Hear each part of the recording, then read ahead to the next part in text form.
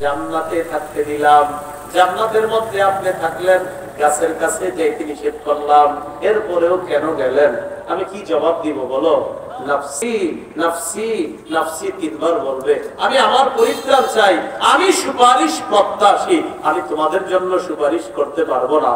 ইযহাবু ইলা গায়রি ইযহাবু ইলা নূহ আলাইহিস সালাতু ওয়াস সালাম, আমি ছাড়া অন্য কারো কাছে যাও, নূহ নবীর কাছে যাও। ফায়াতুনা নূহা, মানুষগুলা নূহ নবীর কাছে আসবে, আসার পর বলবে ইন্নাকা আনতা আউয়ালুর রুসুলি ইলা আহলিল আরদ, এ নূহ পয়গম্বর, আপনি দুনিয়ার মধ্যে সর্বপ্রথম রাসূল। শিরক শুরু হইল, শরীয়তের প্রয়োজনীয়তা দেখা দিল, শরীয়ত দিয়ে সর্বপ্রথম রাসূল হিসাবে আপনাকে দুনিয়াতে পাঠানো হলো। ওয়াকাদ সাম্মাকাল্লাহু আবদান শাকুরা, আল্লাহ আপনার নাম রাখছে শুকরগুজার বান্দা। ইশফা লানা ইলা রাব্বিকা, আমাদের জন্য রবের কাছে সুপারিশ করেন। আলা তারা ইলা মা নাহনু ফীহি, আমরা কি বিপদের মধ্যে আছি আপনি কি দেখেন না? ইশফা লানা ইলা রাব্বিক, আপনি আপনার রবের কাছে আমাদের জন্য সুপারিশ করেন। এই কথা বলবেন নূহ নবী। নূহ আলাইহিস সালামকে জাতি বলবে। নূহ নবী কি বলবে জানেন? ইন্না রাব্বি ক্বাদ গাদিবাল ইয়াওমা গাদবান লাম ইয়াগদাব ক্বাবলাহু মিসলাহু ওয়া লা ইয়াগদাব বা'দাহু মিসলা। আদম নবী যেমন বলেছে আজকে আল্লাহ এত রাগ করে আছে, আজকের মতো এত রাগ আগে কখনো করে নাই, ভবিষ্যতে কখনো করবে না। নূহ নবী বলবে আল্লাহ আজকে এত রাগ করে আছে, আজকের মতো এত রাগ আগে কখনো করে নাই, ভবিষ্যতে কখনো করবে না। ইন্নাহু ক্বাদ কানাত লি দা'ওয়াতুন দা'আউতুকা আলা কওমি, আল্লাহ আমাকে স্পেশাল একটা দোয়া দিয়েছিলেন, এই দোয়াটা আমি আমার জাতির বিরুদ্ধে করেছিলাম। আল্লাহ যদি আজকে আমাকে বলে নূহ পয়গম্বর, আপনারে আমি একটা স্পেশাল দোয়া দিয়েছিলাম, এই দোয়াটা তো আপনি আমার বান্দাদের পক্ষে করতে পারতেন, এমন এক দোয়া করলেন, আমি দুনিয়ার সবাইরে পানির নিচে ডুবায়া মারলাম। যদি বলে ফেলে আমি আল্লাহর কাছে কি জবাব দিব? দেখছেন নি? তো আমারে যদি কয় দোয়া এরকম বললেন কেন, আমি কি জবাব দিব? নাফসি নাফসি নাফসি, আমি আমার পরিত্রাণ চাই, আমি নিজেই সুপারিশ প্রত্যাশী। ইযহাবু ইলা গায়রি ইযহাবু ইলা ইব্রাহিম আলাইহিস সালাতু ওয়াস সালাম, আমি ছাড়া অন্য কারো কাছে যাও, ইব্রাহিম নবীর কাছে যাও।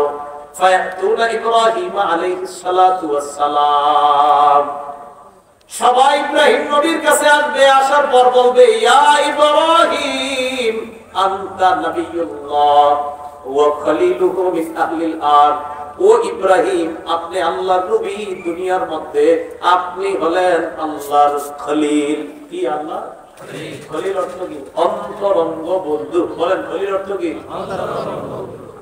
আপনি আল্লাহর অন্তরঙ্গ বন্ধু। ইশফা লানা ইলা রাব্বিক, আমাদের জন্য একটু সুপারিশ করেন। তাহলে কোন নবী খলিল? বলেন কোন নবী খলিল? আরো জোরে। আরেকজন আছে খলিল, বলেন সবাই বলেন আরেকজন আছে, বলেন আমাদের নবীও খলিল। সুবহানাল্লাহ। ইন্তেকালের 5 দিন আগে আমাদের নবী বলে গেছে ইন্নাল্লাহা ইত্তাখাযানি খলিলা কামা ইত্তাখাযা ইব্রাহিমা খলিলা। মুসলিম শরীফের হাদিস। ইন্তেকালের 5 দিন আগে আল্লাহর নবী কয় ইব্রাহিম নবীর আল্লাহ যেমন খলিল হিসাবে গ্রহণ করেছেন, তেমনি আমি মুহাম্মদকেও আল্লাহ তার খলিল হিসাবে গ্রহণ করেছেন। তো খলিল কয় নবী? ইব্রাহিম নবী নবিয়ুল্লাহ, খলিলুল্লাহ। আমাদের নবী নবিয়ুল্লাহ, খলিলুল্লাহ, রাসূলুল্লাহ, হাবিবুল্লাহ। নবিয়ুল্লাহ, রাসূলুল্লাহ, হাবিবুল্লাহ, আরেকটা কি? খলিলুল্লাহ। এটা আমাদের নবী। তো ইব্রাহিম নবীরে বলবে আপনি আল্লাহর বন্ধু, আমার জন্য একটু সুপারিশ করেন।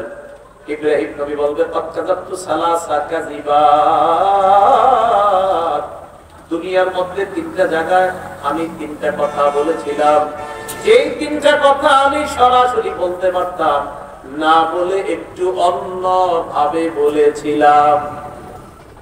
এই 3 কথা কি?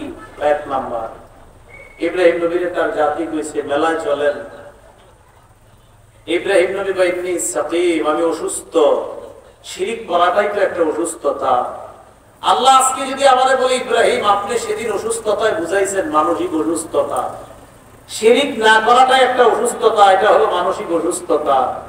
জাতি আপনারে বুঝেছে আপনি শারীরিক অসুস্থ, কিন্তু আপনি বুঝাইছেন মানসিক অসুস্থ। আপনি এমন শব্দ কেন বললেন যেই শব্দে আপনি বুঝিয়েছেন মানসিক অসুস্থতা আর তারা বুঝছে শারীরিক অসুস্থতা? আল্লাহ যদি ধরে ফেলে আমি কি বলবো? 2 নম্বর, জাতি গেছে মেলায়, ইব্রাহিম নবী তাদের খোদাদের ঘরে ঢুকছে, দুইকা ফাজা আলাহুম জুজাজা, সবগুলোরে ভেঙে ফেলছে। ইল্লা কাবীরাল্লাহুম লাআল্লাহুম ইলাইহি ইয়ারজিউন, বড়টা ছাড়া। যারা সবাই বড়টার কাছে যায়, যাওয়ার পর যেন বড় খোদারে গিয়ে কহো বড় খোদা সাহেব ছোটদের এই অবস্থা কেন? সবগুলো আসছে মেলাতে, আসার পর তাদের ইবাদত খানায় ঢুকছে। মেন রাস্তার পাশে আলোচনা মুশকিল। মেলায় আসছে, আসার পরে ঘরের মধ্যে ঢুকছে। সবাই আইসা ঢুকার পর ওই ঘরে যখন গেছে, যাওয়ার পর দেখে সব ছোট ছোট খোদাগুলা টুকরা টুকরা, বড়টা ছাড়া। قالوا من فعل هذا بآلهتنا إنه لمن الظالمين, এই কাজ কে করছে? যে করছে সে জালেম। قالوا سمعنا فتى يذكرهم يقال له إبراهيم, জনগণ বলল আমরা ইব্রাহিম নামে একটা ছেলের এই খোদাদের সমালোচনা করতে শুনেছিলাম, আমাদের সন্দেহ হয় এই ছেলেটা মনে হয় এই খোদাদেরকে এইভাবে টুকরা টুকরা করছে। সবাই কয় ফাতু বিহি আলা আয়ুনিন নাস, জনগণের সামনে তারা আলো, লাআল্লাহুম ইয়াশহাদুন, সবাই সাক্ষী থাকবে। আনছে, আনার পর জিজ্ঞাসা করছে আনতা ফাআলতা হাদা বিআলিহাতিনা ইয়া ইব্রাহিম, ইব্রাহিম আমাদের এই খোদাদের সাথে তুমি কি এগুলা করেছো? ইব্রাহিম নবী জবাব দিয়েছেন বাল ফাআলাহু কাবীরুহুম হাযা, বলে নাই না। কি বলে নাই? না বলে নাই, না বলে নাই। উনি না না বলে উনি কি বললেন? বরং তাদের এই বড়টা করেছে, তাদের এই বড়টা, দেখেন তাদের এই বড়টা। ইব্রাহিম নবী বললেন তাদের এই বড়টা, আমি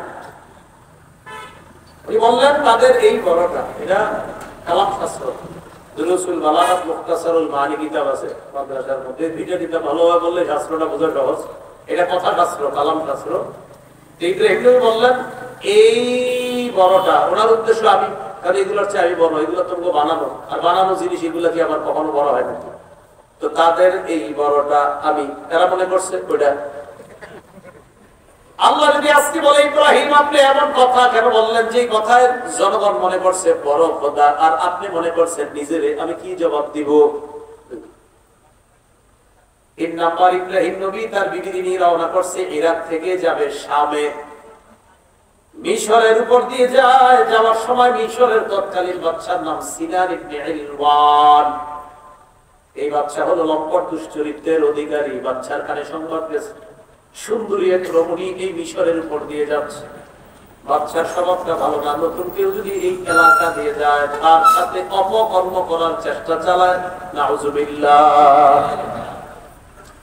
ইব্রাহিম নবী বললেন তুমি যখন বাদশার সামনে যাবা, তোমার যখন প্রশ্ন করবে তুমি সম্পর্কে আমার কি হও, তুমি বলবা বোন হও, বিবি হও, এটা বলবা না। মানে এটা বলবা না, এই শব্দটা শিখিয়ে দেন, মানে তুমি আমার বোন হও, মানে বিবি হও এটা না বলে বলবা বোন হও। কি হও? ইব্রাহিম নবীর বিবি সারা, এই সারা হলো আদমের মেয়ে, ইব্রাহিম নবী হলো আদমের ছেলে। সারা হলো আদমের মেয়ে, ইব্রাহিম নবী আদমের ছেলে। আদমের ছেলে হিসাবে আর তুমি আদমের মেয়ে হিসাবে আমরা দুইজন ভাই বোন। লম্পটের দুশ্চরিত্র থেকে বাঁচানোর জন্য স্ত্রীর ব্যাপারে সাময়িক সময়ের জন্য লম্পটের সামনে বোন পরিচয় দিয়ে যদি স্ত্রীর ইজ্জত বেঁচে যায়, এটা নাজায়েজ না। কিন্তু কিয়ামতের ময়দানে আল্লাহ যদি বলে ইব্রাহিম এমন কথা কেন বললেন, যে কথায় বাদশা মনে করছে আপনার সত্যি সত্যি বোন, কিন্তু আপনি তো সত্যি বোন উদ্দেশ্য নেন নাই, আপনি তো নিয়েছিলেন জাতিগত বোন, মানুষ হিসাবে ভাই বোন। আদমের যত সন্তান আছে তুমি আদমের ছেলে, সেই হিসাবে আপনি ভাই, আর সে আদমের মেয়ে, সেই হিসাবে বোন।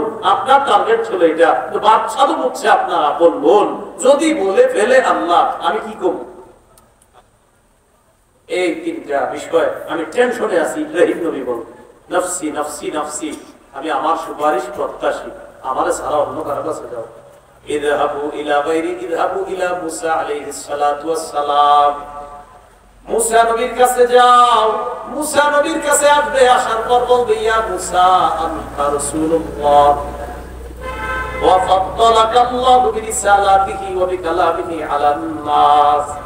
মুসা আপনি হলেন আল্লাহর রাসূল, আল্লাহ আপনাকে রিসালাত আর কথা বলার মাধ্যমে দুনিয়ার সব মানুষের উপর আপনাকে শ্রেষ্ঠত্ব দান করেছে। এ মুসা দুনিয়ার মধ্যে কত কথা বলতেন, আজকে আমাদের পক্ষ হয়ে রবের কাছে একটু কথা বলেন, যেন এই অবস্থা থেকে আমাদের পরিত্রাণ হয়ে যায়। মুসা নবী জবাব দিবে, কদ কাতালতু নাফসান লাম উমার বিকাতলিহা, দুনিয়ার মধ্যে একজনকে হত্যা করেছিলাম, যারে হত্যা করার হুকুম আমারে দেওয়া হয় নাই। আল্লাহ যদি আজকে আমাকে বলে মুসা কেন একটা মানুষ মারলেন, আমি কি জবাব দিব? নবুয়ত অবস্থায় মারে নাই, অনেক আগে মুসা একজনের বিক্রি করছে, মরে গেছে, আল্লাহর কাছে তওবা করছে, আল্লাহ মাফ করে দিছে। মাফ করলে তার কোনো সমস্যা নাই। মুসা আলাইহিস সালাতু ওয়াস সালাম এই অবস্থা যখন হবে, তখন মুসা আলাইহিস সালাতু ওয়াস সালাম বলবে, আমি যে হত্যা করছি আল্লাহ যদি আমারে বলে ফেলে কি জবাব দেব? ইযহাবু ইলা গায়রি ইযহাবু ইলা ঈসা আলাইহিস সালাতু ওয়াস সালাম, আমি ছাড়া অন্য কারো কাছে যাও, ঈসা নবীর কাছে যাও। ফায়াতুনা ঈসা, সবাই ঈসা নবীর কাছে আসবে, আসার পর বলবে ইয়া ঈসা, ও ঈসা আপনি আল্লাহর রাসূল, কালিমাতুহু আলকাহা ইলা মারইয়াম ওয়া রূহুম মিন, আপনি হলেন আল্লাহর কালিমা, এই কালিমা আল্লাহ মারিয়ামের মধ্যে নিক্ষেপ করেছেন। আল্লাহ বলছেন কুন ফায়াকুন, আল্লাহ আপনারে বলছেন হও, আপনি হয়ে গিয়েছেন, আপনি হয়ে গেছেন। তো ঈসা নবীর আল্লাহ কুদরতি ভাবে বানাইছে, আজকে আপনি আমাদের জন্য একটু সুপারিশ করেন। ঈসা নবী জবাব দিবে, ইযহাবু ইলা গায়রি ইযহাবু ইলা মুহাম্মাদিন সাল্লাল্লাহু আলাইহি ওয়াসাল্লাম, আমি ছাড়া অন্য কারো কাছে যাও, মুহাম্মদ সাল্লাল্লাহু আলাইহি ওয়াসাল্লামের কাছে যাও। قد غفر الله له ما تقدم من ذنبه وما تأخر, নবী মুহাম্মদের কাছে যাও, তার আগে পরের কোনো গুনাহ নাই। নবীজি হাদিসটা যখন শোনাইতেছে, কেমনে শোনাইতেছে মনে আছে না আপনাদের? কি আপনি বুঝে গেছেন? রাত মুখে নিয়ে হাদিস লিখে, হাদিস এখানে তো আরো লাগিয়ে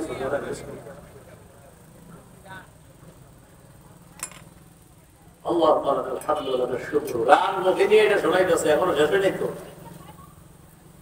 তোমরা মুহাম্মদ সাল্লাল্লাহু আলাইহি সাল্লামের কাছে যাও, সবাই ফায়াতুনা মুহাম্মাদান সাল্লাল্লাহু আলাইহি ওয়াসাল্লাম, নবীজির কাছে আসে। আসার পর নবীজিরে বলবে আনতা রাসূলুল্লাহ ওয়া খাতামুল আম্বিয়া, আপনি আল্লাহর রাসূল, আপনি শেষ নবী, আমাদের জন্য সুপারিশ করেন। আমাদের নবী অন্য কারো কাছে আর পাঠাবে না। নবী বলেন ফানতালিকু হাত্তা আতি তাহতাল আরশি, আমি রওনা করব, আরশের নিচে যাব। ফাকাউ সাজিদান লিরাব্বি, রবের দরবারে সিজদায় পড়ে যাব। সিজদায় পড়ার পর আহমাদুহু বিতাহমিদিন ইউআল্লিমুনি, আমি আল্লাহর প্রশংসা করব এমন বাক্য দিয়ে, যেই বাক্য আল্লাহ আমারে শিখায়া দিবে, এমন প্রশংসা আল্লাহর করব, আল্লাহ আমারে শিখায়া দিবে। আল্লাহর প্রশংসা করার পর মাথাটা নিচের দিকে থাকবে, ফায়ুকালু, বলা হবে ইরফা রাসাক, ও মুহাম্মদ আপনি মাথা উঠান। এরপর তিনটা কথা বলবে, জোরে বলেন কয়টা? এক নাম্বার কুলতুসমা, আপনি বলেন, আপনার কথা শোনা হবে। দুই নাম্বার সালতুতা, আপনি যা মন চায় চান আপনার চাওয়া পূর্ণ করা হবে। তিন নাম্বার তুশাফা, সুপারিশ করেন আপনার সুপারিশ মঞ্জুর করা হবে। নবীজির সুপারিশে বিচার ব্যবস্থা শুরু হবে। আল্লাহ নবীকে আল্লাহ বলবেন, হাবিব আদখিল মিন উম্মাতিকা মান লা হিসাব আলাইহিম মিনাল বাবিল আইমান মিন আবওয়াবিল জান্নাহ, জান্নাতের ডান পাশের দরজা দিয়ে যাদের কোনো হিসাব হবে না, এই পরিমাণ উম্মত আপনি হিসাব ছাড়াই জান্নাতে প্রবেশ করায়া দেন।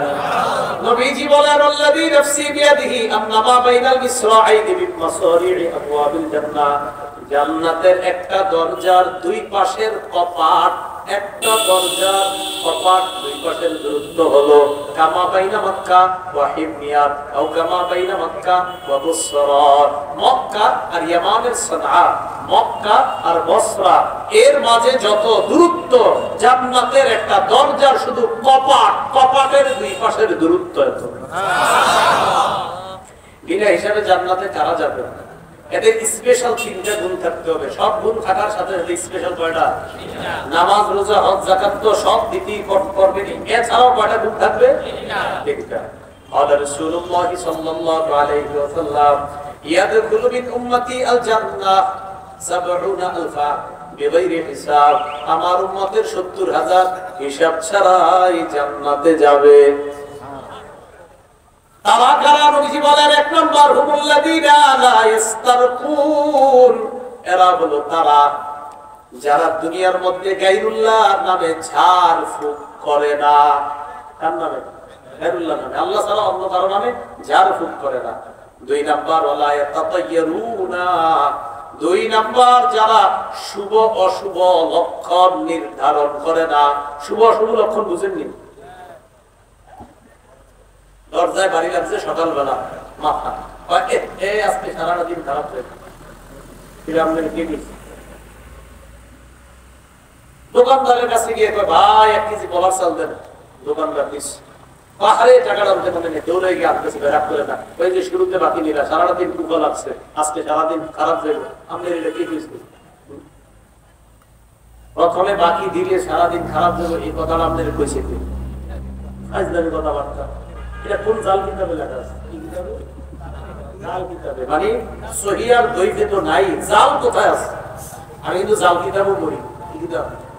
জালিও পড়ি তো, কারণ আমাদের দেশে যারা মাঠ গরম করে না, একদল আছে যারা মাঠ গরম করে আপনার মহব্বতের পরিচয় দিয়ে, এদের বেশিরভাগ বর্ণনার মূল ভিত্তি জাল। মানে খালি শোনাবে এই সেই, এই জাল বইলা বইলা সামনে যারা আছে এরা খালি কান্দে, আহারে আহারে, আসলে সব জাল শুনে শুনে কান্দছে। এমন এমন কথা কয়, সামনে যারা বহায়রা দিয়ে আরে কান্দছে রে, অথচ যা বলতেছে সব জাল বলতেছে।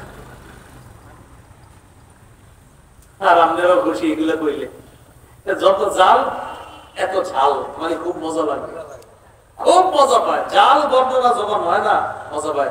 যেমন আমাদের দেশের মানুষ বেশি শুনতে মজা লাগে এগুলা, যে আমি যদি এখন বয়ান করি, হঠাৎ আমি তাল গাছের উপরে দেখলাম এক ব্যক্তি জায়নামাজে দাঁড়িয়ে দাঁড়িয়ে তিনি তাল গাছের উপর দিয়ে উড়ে উড়ে যাচ্ছে।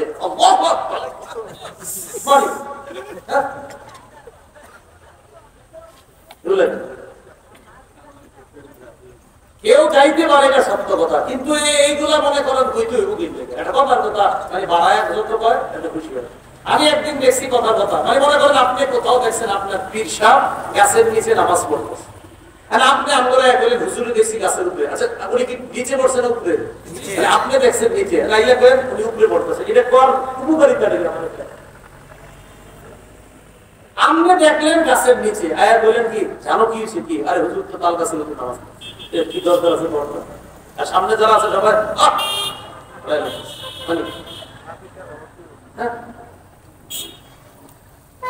খালি আমার জন্য দোয়া করতে থাকেন, ইনশাআল্লাহ জাল মুক্ত বাংলাদেশ হতেই হবে।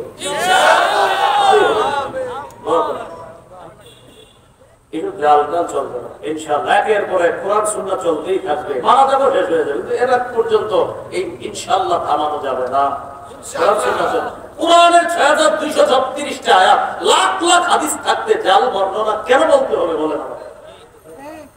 কোরআনের খুতবার মধ্যে যে আয়াতটা তেলাওয়াত করা হচ্ছে এটার পর্যন্ত অনুবাদ হচ্ছে না কেন? আল্লাহ আমাদেরকে হেফাজত করে। আপনাদের উপর আমার একটা খুশি আছে কি, এখন আমাদের দেশের মানুষ আলহামদুলিল্লাহ দিন দিন সচেতন হয়ে যাচ্ছে, তারা এখন কোরআন হাদিস শুনতে চায়। আমাদের দেশের মানুষ এখন কোরআন সুন্নাহ শুনতে চায়, এটা একটা ভালো লাগার দিক। আল্লাহ আমাদেরকে কবুল করেন। সব সময় মনে রাখবেন, বলেন আমার সাথে, হকের পক্ষের দলিল বলেন কোরআন হাদিস, বাতিলদের দলিল বলেন অমুক তমুক। সবসময় বলবো অমুকে বলেছে তমুকে বলেছে, আর আমরা হক পথে যারা থাকবো আমরা বলবো কোরআনে আছে হাদিসে আছে। কি মনে থাকবে ইনশাআল্লাহ? আল্লাহ আমাদেরকে কবুল করুন। আমিন। ওই তিন গুণওয়ালা, এক নাম্বার গায়রুল্লাহ নামে, এক নাম্বার গায়রুল্লাহ নামে ঝাড়ফুঁক করবে না, দুই নাম্বার শুভ অশুভ লক্ষণ নির্ধারণ করবে না, তিন নাম্বার ওয়ালা রাব্বিহিম ইয়াতাওয়াক্কালুন, তারা শুধু আল্লাহর উপর ভরসা করবে।